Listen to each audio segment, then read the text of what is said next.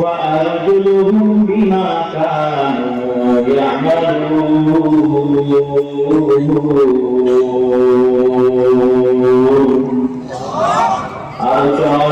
আল্লাহু আকবার। এই আমার শিকার জন্য করে যাচ্ছে বাবা,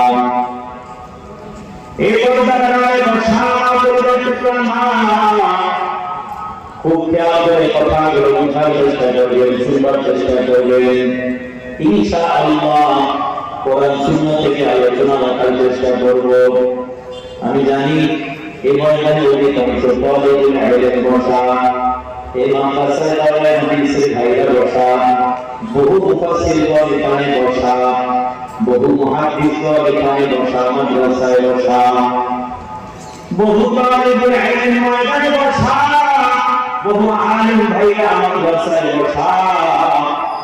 যাদের ছাত্র হওয়ার যোগ্যতাও আমি এই দিনের মধ্যে নাই,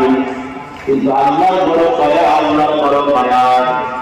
আল্লাহ তাআলা বড় একটা দামি জায়গায় আমাকে বসার তৌফিক দান করেছেন। আপনারা বড় ভাগ্যবান, এমন একটা গ্রামের মধ্যে আল্লাহ তাআলা এত বড় মাদ্রাসাকে কবুল করেছেন, যার কারণে আপনারা কেউ ছাত্র হতে পেরেছেন, কেউ ময়দানে এলাকার মানুষ হতে পেরেছেন।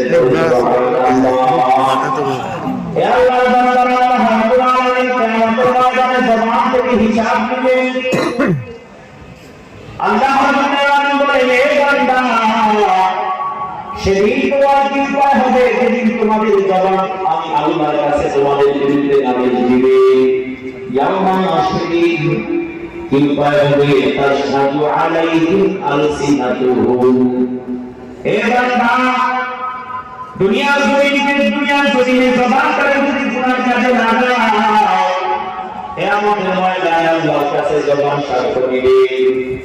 কিয়ামতের ময়দানে জবান আল্লাহর কাছে কিভাবে সাক্ষ্য দেয়? মুফাসসিরগণ বলেন, বান্দা কিয়ামতের ময়দানে জবান আল্লাহর সাথে কোন ভাষায় কথা বলবে সেটা আল্লাহ বুঝবে, জবান বুঝবে। অন্যভাবে বান্দা মুফাসসিরগণ বলেন, বান্দা কিয়ামতের ময়দানে তো ঠিক ওই কিয়ামতের ময়দানে জবান আল্লাহর সাথে দুনিয়ার ভাষায় টকটক করে কথা বলবে। জবান হয়তো আল্লাহকে দেখে বলে, আল্লাহ এই বান্দার সাথে আপনি আমাকে দিয়েছেন, বান্দা আমি জবান দ্বারা আমল করবে, আমি যা বলবে আমি বলতে বলবো আমাকে আমল লাগাই ও পারি, কিন্তু না আমি জবানটাকে বান্দা রেখে কাজে লাগাই। আমি জবানটাকে আল্লাহ আপনি দিয়েছিলেন বান্দা নামাজের মধ্যে তিলাওয়াত করবে। আলহামদুলিল্লাহি রাব্বিল আলামিন।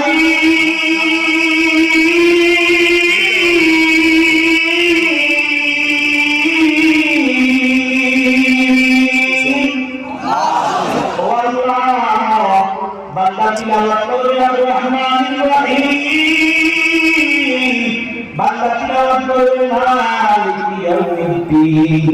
আল্লাহ বান্দা জবানের মাধ্যমে সূরা তিলাওয়াত করে না, নামাজ আদায় করে না, বান্দা সত্য কথা বলে না, বান্দা দুনিয়া জমিনে আমি জবানটাকে কেন গুনার কাজে লাগাইলো, আর কিয়ামতের ময়দানে বান্দার বিরুদ্ধে আমি আপনার আদালতে মামলা দিলাম, বলেন আলহামদুলিল্লাহ। এই স্বীকার করতে আমি মুসলমান লক্ষ করে সালাম। এই পর্দার আলহামদুলিল্লাহ বন্ধুদের ভাই, যে যেখানে বসে আছেন খুব ঠান্ডা মাথায় শুনবেন। একদিকে যদি জবানটাকে গুনার কাজে লাগাই, জবানটা আল্লাহ আদালতে আমাকে আপনাকে আসামি বানায়। অন্যদিকে পয়গম্বর বলেন, তুমি একজন কালিমার উম্মত, তোমার জবানটা এত পাওয়ার এত দাম, তোমার জবানের এত পাওয়ার এত দাম। কি পাওয়ার? আমার পয়গম্বর বলেন, قال النبي صلى الله عليه وآله وسلم الحمد لله تملأ الميزان كما قلنا الحمد لله আর মহাব্বত করেন আলহামদুলিল্লাহ। আল্লাহ তাআলা বলেন, জবানটা মুদ্রা আল্লাহ তাআলা দান দিয়েছে, জবান মধ্যে আল্লাহ পাওয়া দিয়েছে জমিনে থেকে আল্লাহকে একবার আলহামদুলিল্লাহ ওই আলহামদুলিল্লাহ আওয়াজের মধ্যে যদি ইখলাস থাকে আল্লাহকে খুশি করা থাকে এক আল্লাহকে যদি খুশি করার নিয়ত তোমার ভিতরে থাকে তোমার আলহামদুলিল্লাহ আওয়াজের বরকতে মিজানের পাল্লা থেকে সমস্ত গুনাহগুলোকে সরাইয়া আল্লাহ তাআলা তোমার মিজানের পাল্লাটাকে নেক দিয়া গঠন করে দেন সুবহানাল্লাহ এই আল্লাহ তাআলা এই জন্য সুবহানাল্লাহ আওয়াজ দিলাম পয়গম্বর বলেন সাল্লাল্লাহু আলাইহি ওয়া আলিহি ওয়া সাল্লাম ওয়া সুবহানাল্লাহি তাআলা وَتَعْلَمُ مَا بَيْنَ السَّمَاءِ وَالْأَرْضِ আল্লাহর পয়গম্বর একবার সুবহানাল্লাহ আওয়াজ দাও আল্লাহকে রাজি আর খুশি জমিনের কাউকে রাজি আর খুশি করানোর জন্য নয় কোন ছাত্ররা দুষ্টামি করতেছে হঠাৎ করে ওস্তাদ ঘুমের মধ্যে প্রবেশ করলে যদি আজকে নিয়ে বসে যায় কিতাব করে বসে যায় কেন ওস্তাদ যদি দেখে দুষ্টামি করতেছে মার দিবে তার মন্দ করবে ধমক দিবে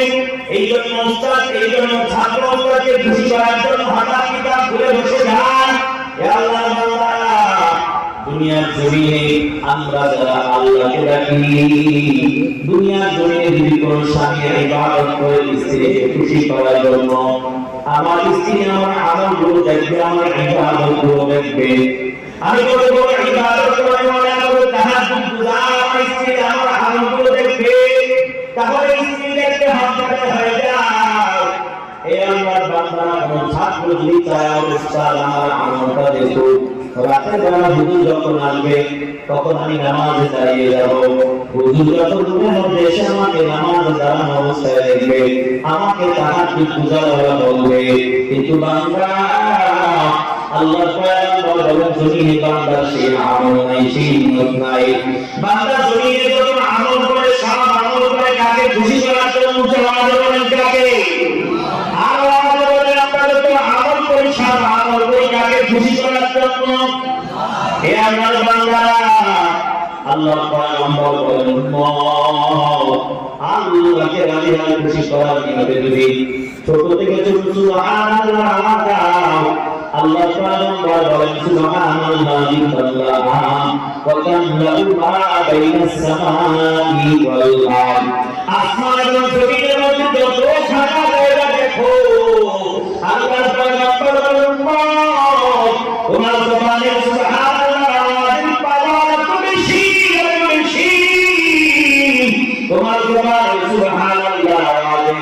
আসমান এবং জমিনের মাঝামাঝি যত ফাঁকা জায়গা দেখা যায় এই পুরো ফাঁকা জায়গাটাকে আল্লাহ তোমার আমল নেক দিয়া ভরপুর করে দেন সুবহানাল্লাহ তাহলে একজন কালিমাওয়ালা ইমানদার জবানের মধ্যে কত পাওয়া একজন কালিমাওয়ালা ইমানদার যতদিন করবে না ইলাহা